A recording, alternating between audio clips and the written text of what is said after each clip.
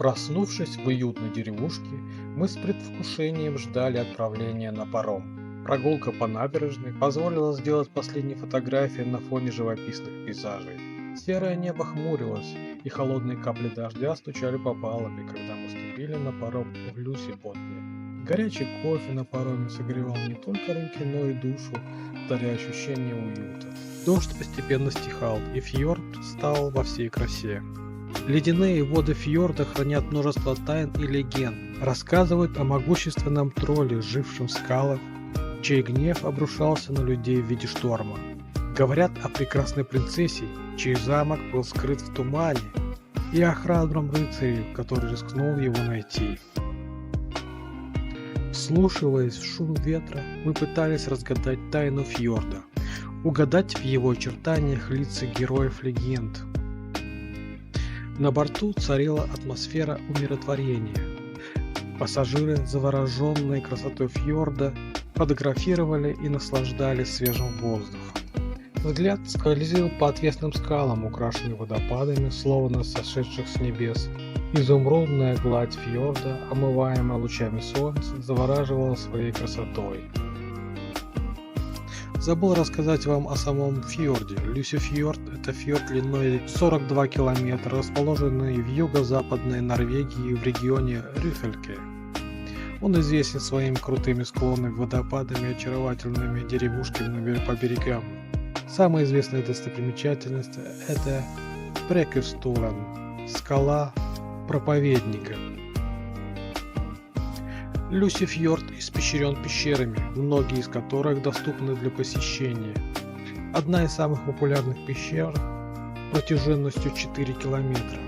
Вход в пещеру находится на высоте 130 метров над уровнем фьорда. В пещере можно увидеть сталактиты и сталагмиты, подземные озера и водопады. Менее известная, но не менее красивая пещера Свальгейр. Протяженность пещеры 2 километра. В пещере есть несколько подземных залов.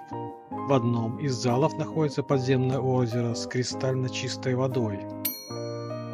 Экскурсии в пещеры проводятся круглый год. Для посещения пещер необходимо иметь удобную обувь и одежду. В некоторых пещерах температура может быть низкой, поэтому рекомендуется взять с собой теплую одежду. Склоны фьорда покрыты пышной зеленью. Здесь растут леса, луга, цветы. В лесах обитают различные животные, такие как лоси, олени, лисы, зайцы. На лугах можно увидеть пасущихся коров и овец. Паром, рассекая гладь фьорда, приближался к Флорли, деревушке, примостившейся у подножья скалы. Деревянные домики словно рассыпались по склону, создавая живописную картину. Вокруг царила атмосфера покоя и умиротворения, нарушаемая лишь пением птиц и шумом водопада.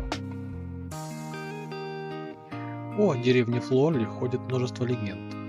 Одна из них рассказывает о храбром викинге, который поселился в этих местах, очарованный их красотой.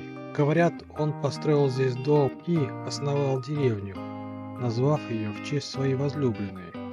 Легенда гласит, что дух викинга до сих пор бродит по горным тропам, охраняя Флорли. Флорли знаменита своей лестницей, состоящей из 4444 ступеней.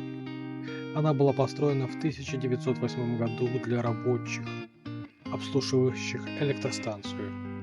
Сегодня лестница является популярной достопримечательностью.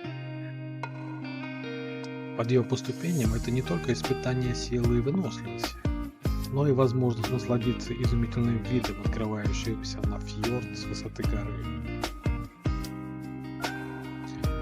Паромные переправы Норвегии – жизненно важный элемент транспортной системы, соединяющий между собой города, поселки и регионы.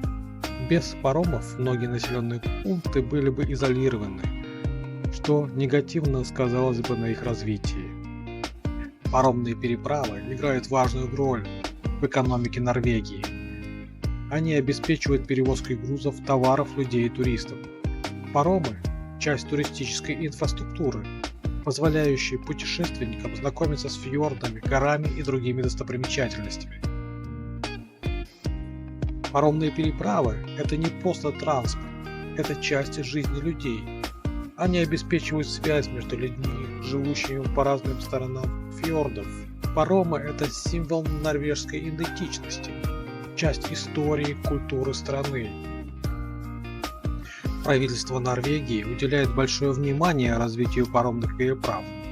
Строятся новые паромы, модернизируются существующие маршруты. В Норвегии существует более 100 паромных маршрутов.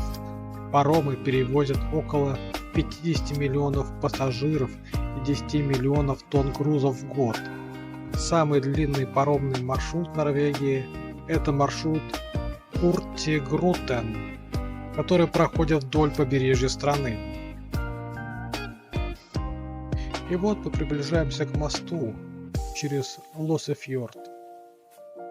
Мост был открыт в 1997 году и имеет общую длину 640 метров. Высота моста над водой составляет 94 метра. Наше путешествие на пароме подходит к концу. Время пролетело незаметно. И вот мы причаливаем к городку Оанес. Впереди нас ждет поход к Прекестулю, но это уже другая история. А пока мы уносим в сердце частичку Лоссефьорда.